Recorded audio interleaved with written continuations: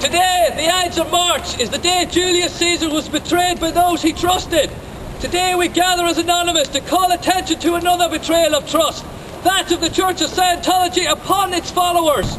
Since its inception, Scientology has traded in false hopes and promises, betrayed the trust of its members, taken their money, their rights, and at times their very lives.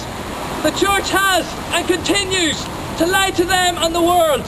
The Church betrays its members when secrets harvested from spiritual counsel are used against them as blackmail and evidence in court.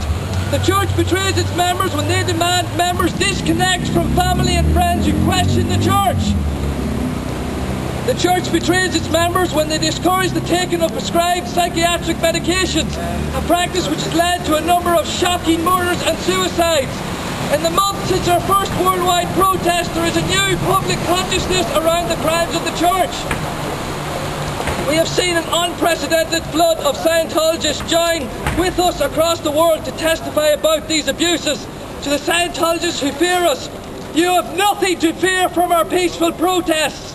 We are here because we care about you.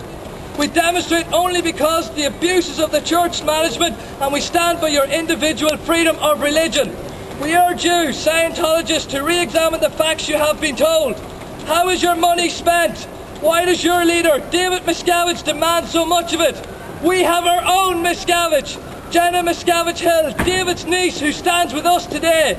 Your anti-psychiatry front group, the Citizens Commission on Human Rights, led by Bruce Wiseman. We also have our own Wiseman, his daughter Kendra Wiseman. They have joined the voices of other ex-Scientologists whose stories of abuses have been lone voices in the wilderness for far too long.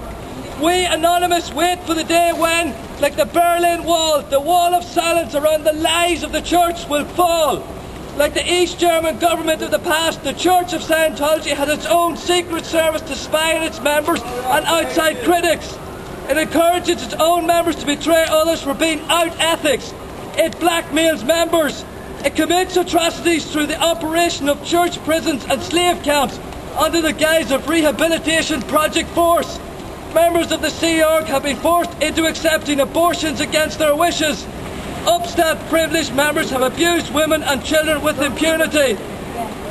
And the Church has attacked its enemies with frivolous lawsuits, harassment, kidnappings and countless suspicious deaths.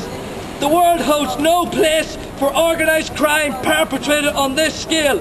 Last month, 10,000 people demonstrated in 107 cities across the world. They came together to make the first breach in the wall of silence. Today we are on the streets again, our members ever increasing. We will come again in April, in May, in June and July. We will come again until that wall of silence is rubble. We are expectant.